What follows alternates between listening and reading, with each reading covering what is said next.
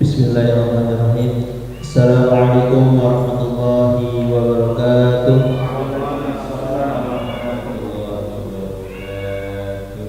Alhamdulillahirabbil alamin. Wassalatu wassalamu ala asyrafil anbiya'i wal mursalin wa ala alihi wa ashabihi ajma'in, amma ba'du. Puji dan syukur kita hadirkan kehadirat Allah Subhanahu wa taala yang mana masih memberikan kesempatan kita untuk dapat kembali berkumpul dalam kegiatan kepada kita, yaitu PKB Keislaman di hari 10 terakhir Ramadan ini. Semoga Allah senantiasa memberkahi rahmat kepada kita semuanya dan Allah memberikan kesehatan kita sampai nantinya selesai bulan suci Ramadan agar dapat memaksimalkan ibadah di 10 hari terakhir ini. Salawat dan salam tak lupa kita haturkan kepada junjungan kita Nabi Muhammad SAW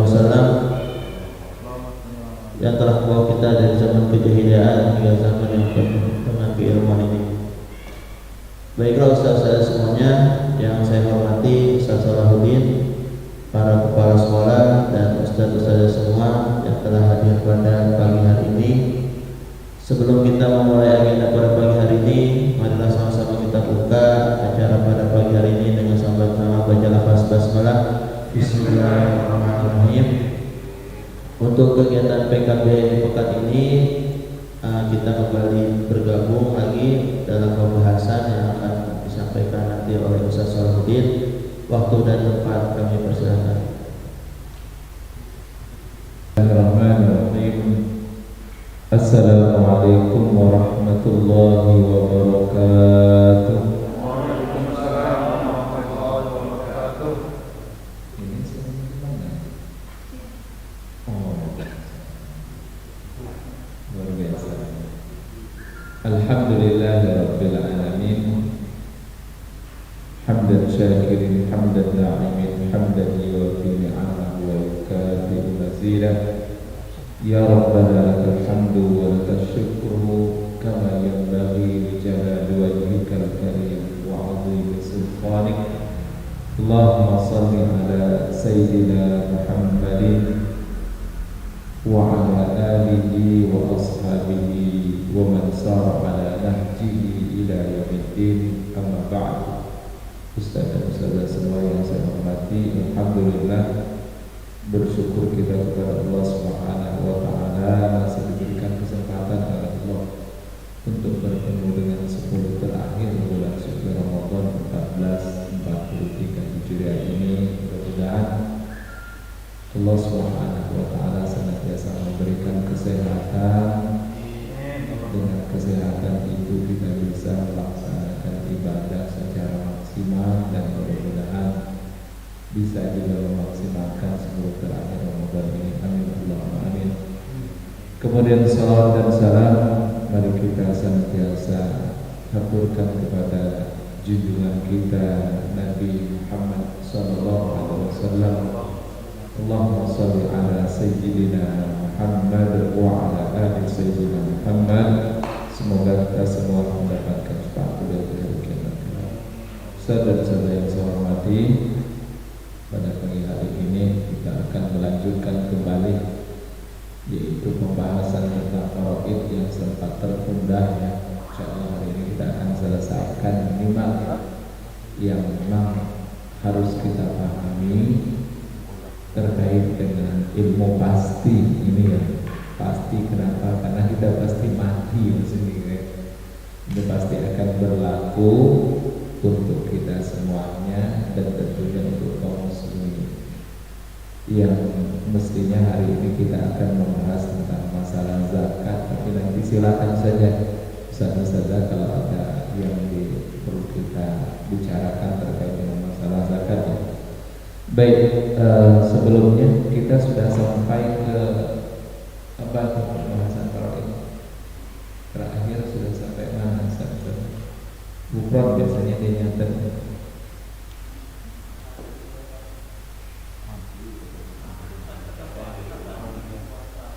Enggak, baru.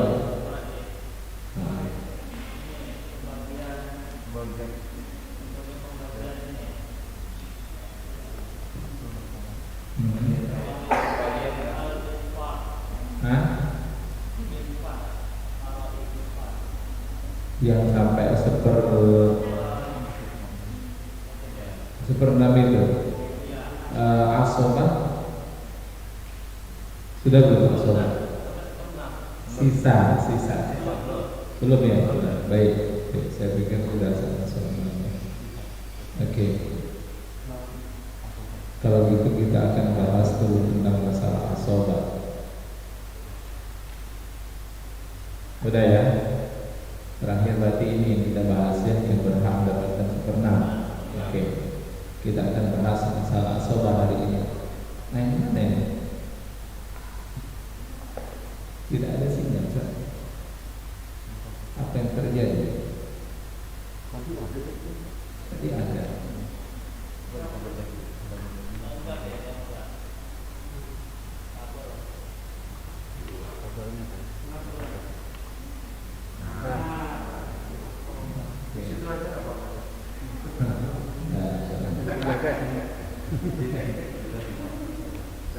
Baik ya, kita akan mulai. Bismillahirrahmanirrahim. Hari ini kita akan berbicara tentang masalah asobah. Asobah itu secara bahasa artinya keturunan. Mohon maaf tidak kurang, anggap saja dimengerti.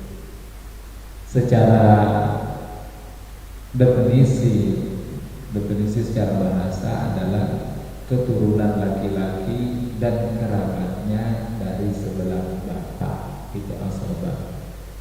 Nanti dari sini kita bisa membayangkan bahwa asobah itu aslinya laki-laki, karena laki-laki itu banyak tidak disebutkan di dalam Al-Quran tentang masalah waris ini, tidak banyak. Jadi ibu-ibu jangan iri nanti. Walaupun pada akhirnya laki-laki dapat banyak, tidak banyak disebutkan tapi dapat banyak. Itulah hebatnya laki-laki. Oke, ini secara bahasa. Tapi bahasa itu kadang-kadang tidak dipakai, karena kalau cuma dipakai secara bahasa banyak orientalis nanti. Karena di dalam Al-Quran itu kalau secara bahasa tidak klop maknanya dengan maksud dan tujuan. Contohnya apa? Contoh tentang masalah haid, itu kan bahasanya al-qur'u. Qur'u itu masa, salah satu qur'u. Kalau cuma berbicara tentang masalah bahasa, maka nanti ribut orang dari sisi bahasa saja. Gitu. Oke, terus yang kedua, secara istilah artinya definisi para ulama tentang asobah itu siapa? Yaitu setiap ahli waris yang tidak ada bimbingan khusus di dalam Al-Quran maupun hadis dan hadis. Nah, jadi asobah ini adalah keluarga atau ahli waris yang tidak disebutkan di dalam Al-Quran bagian khususnya. Dia ada disebutkan di dalam Al-Quran, tapi tidak disebutkan bagian khususnya apa, berapa. Contohnya apa? Ulul Adha, kemudian Dzul Qurba, itu ada disebutkan di dalam Al-Quran. Mereka adalah keluarga, dan Dzul Qurba itu juga ahli waris karena orang-orang dekat. Orang-orang dekat itu kan bisa paman, bisa bibi, kan gitu. Itu orang dekat. Nah, mereka tidak disebutkan bagian secara khusus, maka karena mereka tidak disebutkan bagiannya secara khusus inilah ada pembahasan lain tentang mereka, yaitu dengan istilah asobah sisa, gitu ya. Oke, ini Ustaz rahimahullah. Nah, sekarang yang perlu kita ketahui adalah mereka juga macam-macam, sebagaimana al-furud, al-muqaddarah itu macam-macam. yang disebutkan secara khusus juga di dalam Al-Quran macam-macam. Ada yang 1/2, 1/4, 1/3, 2/3, 1/8, 1/6, ya kan itu kan. Itu macam-macam. Asobah juga macam-macam nih.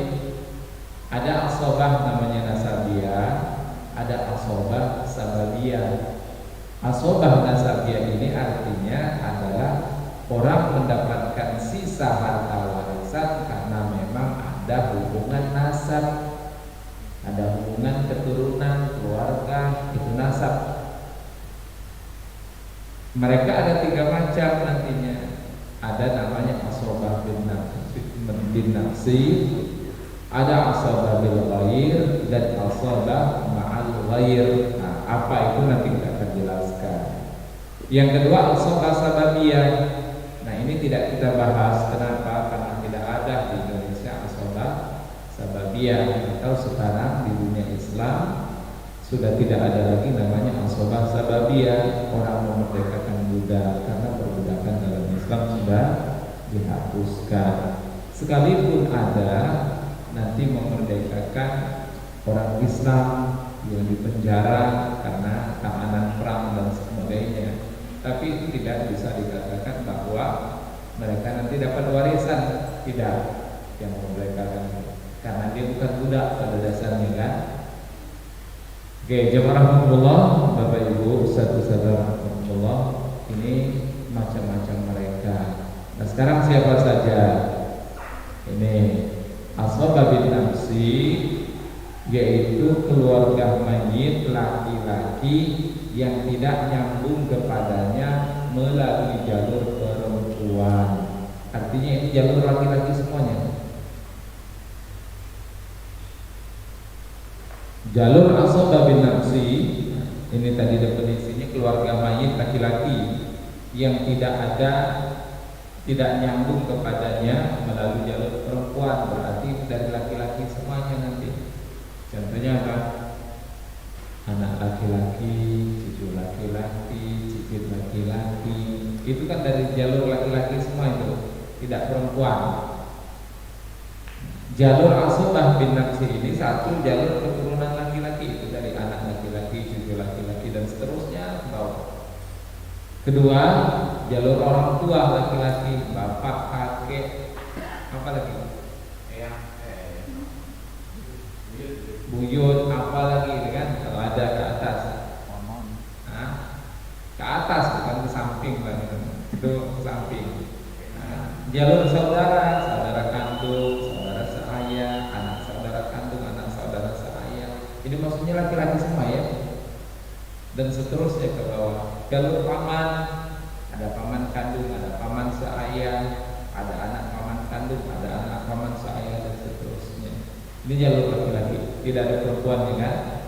Semua ini jalur laki-laki. Ini asobah bin nafsi. Artinya apa? Mereka ini memang pada dasarnya mendapatkan asobah. Kalau ada sisa warisan, mereka inilah yang berhak duluan dapat sisa, karena mereka yang memang pada dasarnya dapat itu dari awal. Artinya memang mereka tidak ada bagian khusus yang disebutkan di dalam Al-Quran, sehingga begitu ada sisa mereka langsung dapat. Oke, contohnya kalau seorang ayah meninggalkan anak laki-laki tok misalnya gitu kan, maka otomatis nanti harta warisan itu dia semua dapat. Atau nanti si ayah meninggalkan bapak, meninggalkan ibu, meninggalkan anak laki-laki, nah bapak dengan ibunya dapat bagian khusus, sisanya untuk anak laki-lakinya, menghabiskan seluruh harta warisan itu. Kalau nanti bapaknya dapat berapa? Dapat 1/6, ibunya dapat 1/6 juga. Nah sisanya untuk dia semuanya.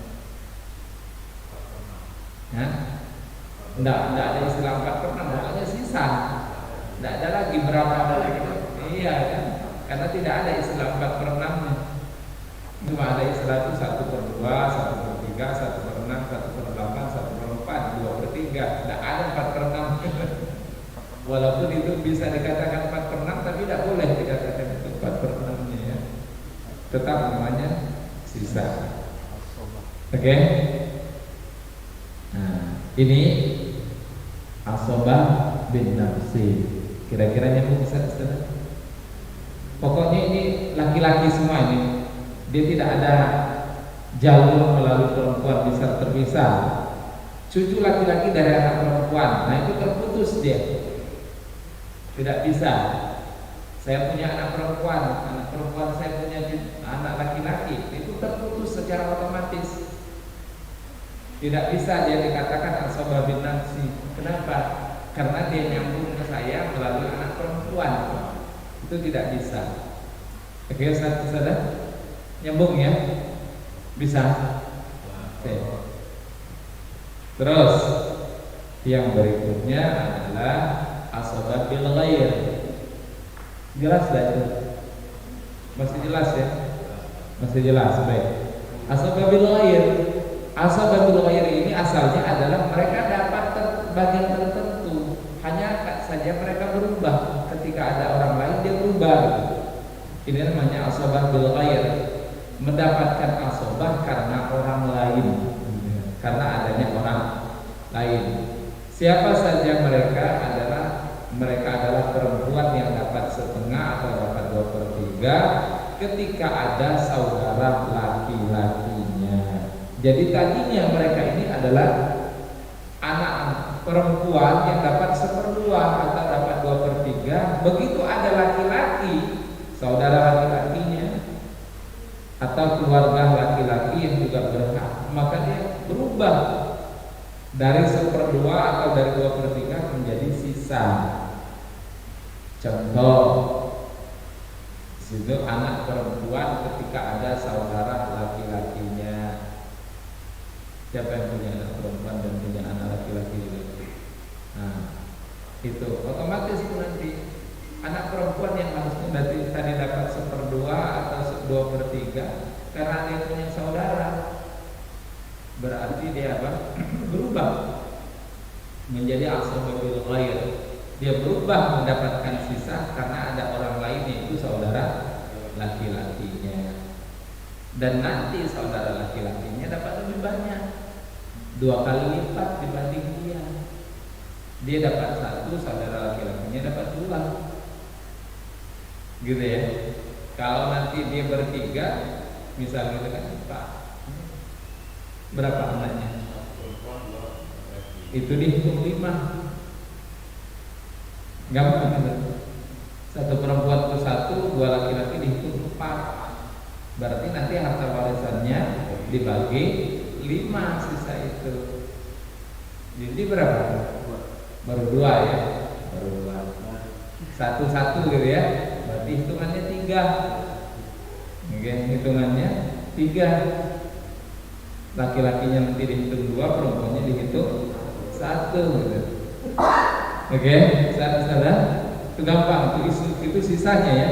Setelah mereka yang mendapatkan warisan tertentu tadi mengambil haknya. Contoh, misal si beliau meninggal, misal Pak, jangan didoain Pak sebenarnya. Oh jangan, ya Allah jangan. Ini kejam tadi.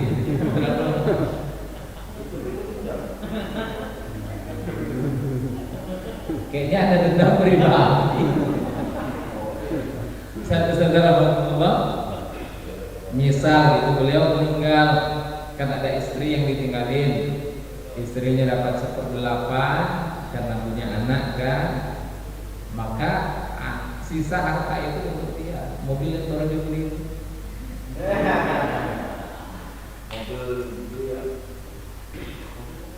luar biasa. Nanti cerita saya tahadus anak nikmah gitu. Nah, Ustaz rahmatullah, itu contoh ya, contoh. Nah, istrinya dapat 1/8 karena punya anak. Berapa tadi anaknya 3 ya?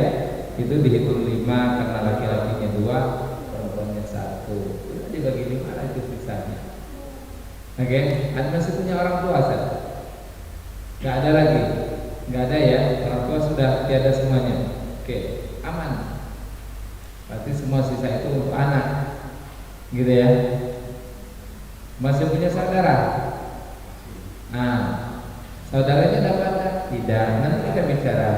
Saudaranya tidak dapat. Kenapa? Karena dia punya anak laki-laki.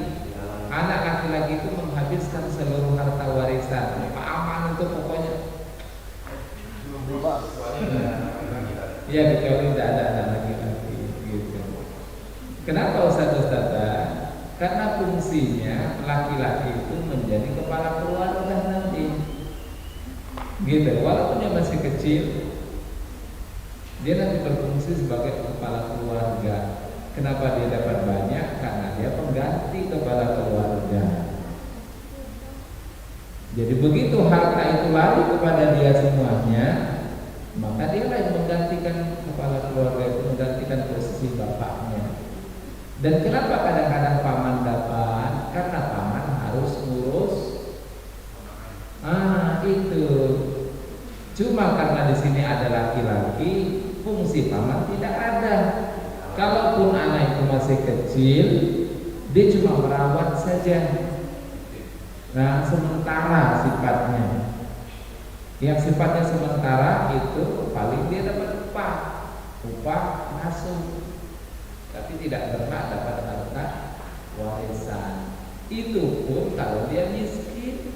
Kalau dia kaya, tidak boleh mengambil harta warisan. Ya itu tadi kan berbicara ngurus anak yatim. Nah, oke, itu saudara ya. Terus yang berikutnya adalah cucu perempuan dari anak laki-laki ketika ada saudara laki-lakinya atau anak pamannya yang laki-laki. Nah, kenapa cucu perempuan ini ada anak paman? Karena berarti ada sepupu dengan dia, yang satu derajat dengan dia. Oke, saudara. Beda tadi kan anak perempuan ya. Perempuan itu saudara laki-lakinya. Kalau cucu perempuan dari anak laki-laki, berarti nanti ada sepupu dia, kemungkinan juga anak paman dia. Mungkin ya kalau ada, maka disebutkan gitu. Yang ketiga, saudari kandung ketika ada saudara kandung. Saudari kandung ketika ada saudara kandung. Saudari kandung ini asalnya dapat 1/2. Ketika ada saudara kandung, contoh beliau tadi ya, jangan banyak-banyak contohnya, nanti diambilkan pulang. Masih punya saudara kandung kan? Oke. Saudari kandung ada. Saudara dan saudari kandungnya jadi asokan. Kenapa? Karena ada saudara kandung. Kalau tidak ada saudara kandung, saudari kandungnya bisa dapat 1/2 dari harta warisannya atau 2/3 kalau dia lebih dari 1 orang. Oke, satu saudara. Keempat, saudari seayah ketika ada saudara seayah. Nah, kenapa tidak disebutkan saudari seibu, saudara? Dalam warisan itu tidak ada saudari seibu, karena pada dasarnya yang seibu itu kembali nanti kepada paknya. Dia kan punya bapak berarti kan. Oke. Yang ngurus nanti bertanggung jawab adalah bapaknya dan keluarga bapaknya. Bukan keluarga kita, itu tanggung jawabnya ke sana. Tapi kalau saudara seayah, berarti kan dia ngurus tuh yang di bawah dia semuanya, maka dia berhak akan harta warisan. Jadi cara logika berpikirnya seperti itu. Kenapa dia kembali kepada laki-laki? Karena nanti dia berbicara tentang masalah mahram. Oke, ada kaitan juga nanti dengan masalah pernikahan. Karena nanti yang berhak menjadi mahramnya dari sisi laki-laki, bukan dari sisi perempuan. Makanya dia dapat secara warisan karena ada kaitan juga dengan masalah mahram itu. Udah? Sip.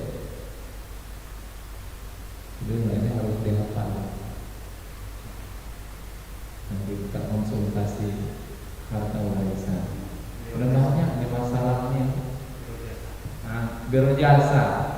Boleh ini kalau kita mau buka serius banyak nih masalah warisan di Bangka Belitung ini. Konsultan. Konsultan paroid ya. Oke. Nah, keren ya. Nanti kan terkait juga dengan kapling-kapling gitu. Lumayan tuh 2,5%. Hah? Ada, masalah tuh begitu minimal gitu. Ada undang-undangnya itu. Satu saudara rahmatullah, ini udah bicara bisnis ini. Tidak apa-apa ya kan.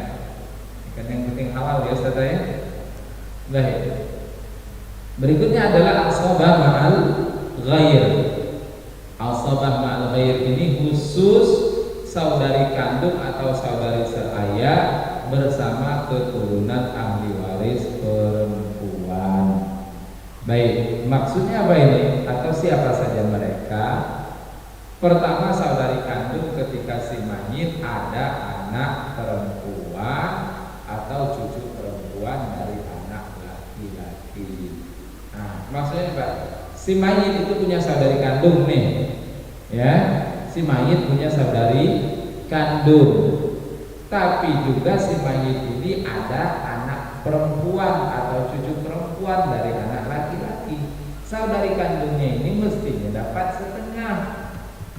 Tapi karena si mayit ini ada anak perempuan atau cucu perempuan dari anak laki-laki, maka saudari kandung ini tadi kalah dengan anak perempuannya. Cuma karena ini masih dekat hubungannya ke mayit, dikasihlah harta warisan tapi dengan cara sisa kalau ada sisa.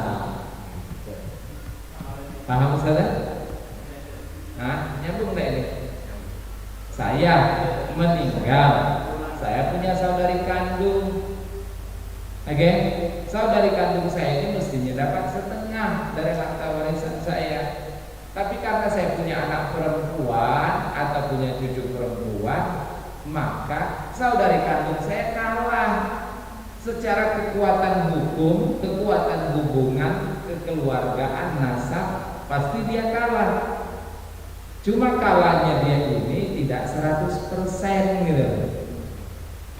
Oke? Hanya dia berubah posisi saja. Yang tadinya dapat 1/2 berubah posisinya menjadi sisa. Kenapa? Karena yang harus lebih diutamakan adalah anak perempuan saya yang mendapatkan setengah atau cucu perempuan saya yang mendapatkan setengah. Dia berubah posisi dari setengah menjadi sisa. Paham ya? Saya nggak lambat ya. Menjelaskan ke guru gampang. Yang kedua, saudari seayah, sama tadi ini cuma penjelasannya sama dengan saudari kandung ya. Saudari seayah ketika si mayit ada anak perempuan atau cucu perempuan dari anak laki-laki, sama penjelasannya seperti itu. Oke, saudara? Nanti tak bikin soal ujian ya. Ya. Yang mana itu dari ibu yang berbeda atau? Kenapa? Saudari seayah. Pokoknya seayah dan bukan. Nah, iya, mau mak yang ke-10 juga boleh. Nah, kalau meninggal terus. Oh boleh. Ya kan tetap hitungannya 1 itu. Baik. Ini terlalu jauh bicara sebenarnya. Oke, ya. Selesai ini asabah. Nah, sekarang ini al-hajbu. Oke. Al-hajbu ini menghalangi. Secara bahasa menghalangi atau al-man'u. Menurut para ulama atau istilah para ulama, definisi mereka adalah menghalangi seorang dari warisan secara keseluruhan atau menguranginya. Berarti menghalangi ini bisa semua terhalangi, tidak dapat sama sekali atau berkurang bagiannya. Itu saja. Nah, dari sini kita sudah langsung bisa memahami bahwa al-hajbu itu ada 2 macam atau firman ya.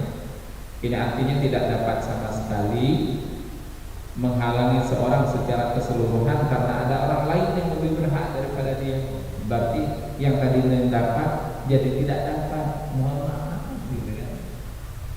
Karena ada orang lain yang lebih lebih berhak mendapatkan harta warisan itu. Yang kedua, hanya terkurangi saja nukson, pengurangan dari besar ke kecil. Mengurangi bagian warisan seorang karena ada orang lain. Ustaz, sudah ada dua macam ini ya, al-hajbu. Nah, sekarang siapa saja itu? Siapa saja yang tidak terhalangi atau pasti dapat dia, walaupun terkurangi tapi tetap dapat harta warisan itu. Siapa saja mereka? Ada 6: bapak, ibu, suami, istri, perempuan. Kalau disingkat lagi jadi wal ibnan, wal zaujan, wal ibnan. Jadi istilahnya begitu, abawan, berarti bapak ibu, zaujan, suami istri, laki-laki dan perempuan. Oke, atau al-waladan. Sudah? Nah, orangnya pasti dapat nih. Dalam kondisi apapun orangnya pasti dapat. Selama ada harta warisan dia wajib dapat. Oke? Kenapa? Pertama, untuk bapak dan ibu adanya anak itu karena adanya mereka. Jadi tidak mungkin dia tidak dapat. Kurang ajar nanti kalau tidak dikasih, kan itu namanya anak durhaka. Pesan, kalau aku meninggal jangan dikasih paku, durhaka sampai mati, durhaka. Ini kan wasiatnya batal, itu tidak boleh dilaksanakan. Kemudian yang kedua, suami istri. Kenapa dia pasti dapat? Ya, apa? Gitu. Karena mereka ada hubungan pernikahan ya. Oke. Terus anak, kenapa anakku dapat? Ya, kenapa anakku dapat? Karena memang orang tua itu pada dasarnya menikah itu ingin punya. Nah, gitu. Kalau tidak dapat, ya untuk apa buat anak, misalnya gitu kan, kasarnya gitu ya. Untuk apa punya cita-cita punya anak? Kan ada kaidah orang tua itu pelit karena anaknya. Ya kan, dikit-dikit dipikirin anaknya. Pelit dia karena untuk anaknya. Oke.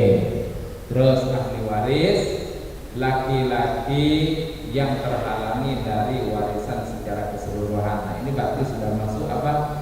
Hajbu